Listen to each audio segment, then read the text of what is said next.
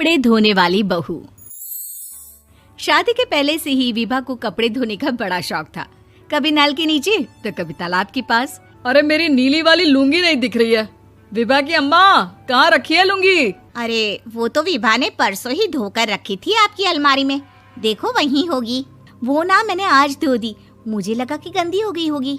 अरे कैसे गंदी हो गई थी? उसे तो मैंने पहना भी नहीं। हे भगवान, इस लड़की के कपड़े धोने की आदत से परेशान हो गया हूँ मैं।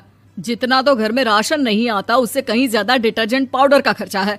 इसकी शादी करवा दो, शादी जाए अपने घर में ही करे काम, फिर चाहे घर के कपड़े धोने हो या पूरे गांव के। हाँ ठीक बोल रही हूँ, देखता हूँ मैं कोई लड़का। वो दिन भी आ जाता है जब विभा को देखने लड़के वाले आ जाते हैं। लड़की मुझे अच्छी लगी। होने वाली सास कहती है, बेटी अगर कुछ पूछना है तो पूछ लो।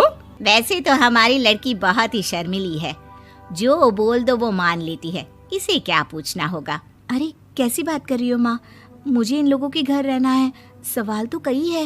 हाँ हाँ बेटा, पूछ लो ना, क्या पूछना है। आप लोगों के घर कपड़े कौन धोता है? सास का मुंह बन जाता है।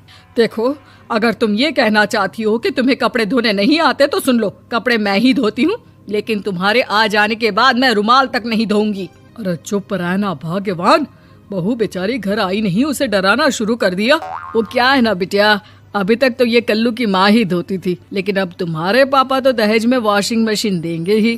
तभी विभा की माँ बोल पड़ती है, सवाल भी पूछा तो क्या। वैसे भाई साहब, मशीन की तो फिर भी कपड़े धोने की कैपेसिटी होती है। मतलब जो बिटिया दे रहे हैं ना विभा, इसे कपड़े धोने का बहुत शौक है। ये आप लोगों के क्या, आस पड़ोस गांव मोहल्ले सबके कपड़े धो दे और उफ तक ना करे। बाहर देखा नहीं आपने कितने कपड़े सूख रहे हैं? सब हमारी बिटिया ने ही तो धोए हैं। बस भी करो ना माँ, शर्म आ रही इतनी तारीफ सुनकर। और तो और एक दाग निकाल कर दिखाओ तो मान जाऊं। हाँ अच्छा, माफ करना बेटा, मैंने गलत समझा। हमें तो रिश्ता बहुत पसंद है। और ऐसे जुड़ जाता है रिश्ता कपड़े धोने का शौक रखने वाली विभा का। उसकी शादी हो जाती है कोयला फैक्ट्री में काम करने वाले कल्लू के साथ। शादी के बाद अचानक विभा चिल्लाती हुई सास के पास आती है। सासू माँ, अरे सासू माँ कहाँ है आप? ये तो धोखा है, धोखा दिया आप लोगों ने मुझे। इसे ससुर के चक्कर के बारे में पता चल गया। अरे तो उसमें तुझे क्यों धोखा मिला है? अरे नल में पानी नहीं आता, कपड़े कैसे कब धुलेंगे? अच्छा, तू पानी नहीं आ रहा उसकी बात कर रही है। तो आपने क्या सोचा? कुछ नहीं। अच्छा, तेरी माँ ने कहा था कि कपड़े धोने का शौक है तुझे, याद आया मुझे। शौक बोलकर कपड़े धोने वाले मेरे जुनून को कम ना आके सासू माँ, कपड़ा धोना मेरा गुरूर है। तभी पति भी वहाँ आ जाता है। अभी मैंने इसे सनी देओल की फिल्म दिखाई है, उसी के डायलॉग मार रही है माँ। अच्छा सुन, साफ साफ बता रही हूँ, पानी सुबह 4 से 6 और शाम को 10 से 12 आता है, समझी? विभा टाइमिंग सुनकर हैरान हो जाती है। ये क्या भूतों का मोहल्ला है? सुबह 4 बजे उठकर कौन कपड़े धोता है? 4 बजे टंकी में पानी जाता है, फिर सारा दिन धोना ना, किसने मना किया?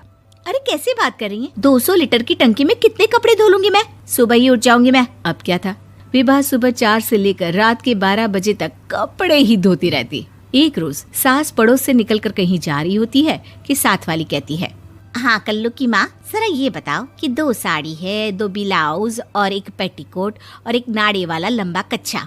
हाँ तो?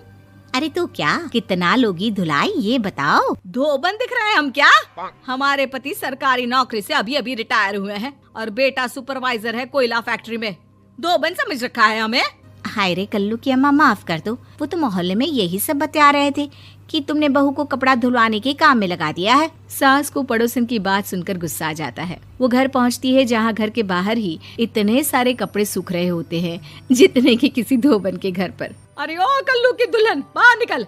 माँ जी यहीं आ जाओ, बाथरूम में चादर धो रहे हैं हम। अरे अभी हम धोते हैं, तुमको बाहर निकलो। ये आस पड़ोस वाले बोल रहे हैं कि हम बहू से कपड़े धुलवा कर उसे कपड़ा धोने वाली बना दिए हैं।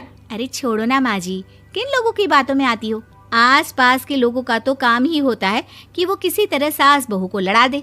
बहू सारे घर के कपड़े धोती है, ये क्या कम है? बोलिए। सास को भी लग जाता है कि वो बहू का ये सनकीपन नहीं छुड़वा सकती, इससे अच्छा है कि खुद ही चुप हो जाए। एक रोज सास और बहू मंदिर जाते हैं, जहाँ सास की साड़ी वहाँ खड़ी भीख मांगने वाली से मिलती है। माँ जी क्या बात है, आपकी साड़ी उस भिखारन से कितनी मिल रही है ना? हाँ हाँ, देखो तो दोनों की साड़ी मिल रही है। क्या बात है कल्लू की अम्मा, तुम खुद को तो अफसर की बीवी बताती हो और ऐसी सिंपल सी प्लेन साड़ी पहनकर घूमती हो। सिंपल और प्लेन नहीं है ये साड़ी। तो क्या सोने के धागे से फूल बने हैं? कुछ भी सासू माँ, कुछ भी। हाँ, बने थे इस साड़ी में सोने के धागे से फूल। मेरे पति लेकर आए थे मद्रास से स्पेशली मेरे लिए 10,000 की। ताहे भाई साहब इस भिखारन के लिए भी सेम टू सेम साड़ी लेकर आए होंगे 10,000 की। सास उस वक्त तो कुछ नहीं कहती, लेकिन बहू के साथ घर आती है और अलमारी से एल्बम निकाल कर लाती है। ये साड़ी देख रही है, ये वही साड़ी है जिसे मैंने अभी पहना था। इस साड़ी में ये जो चमकदार फूल दिख रहे हैं ना, ये सोने के धागों से काढ़े गए हैं। लेकिन तू लोकल वॉशिंग मशीन ब्रश से घिस घिस कर सारे फूलों को निकाल कर साड़ी प्लेन कर दी। मुझे माफ कर दीजिए सासू माँ। और तो और, जब मैंने तुझे तेरी गलती के लिए कुछ नहीं कहा, लेकिन तूने तो सबके सामने मेरा मजाक ही बना दिया। क्यों? बहू को समझ में आ जाता है कि अब से उसका कपड़े धोना बंद।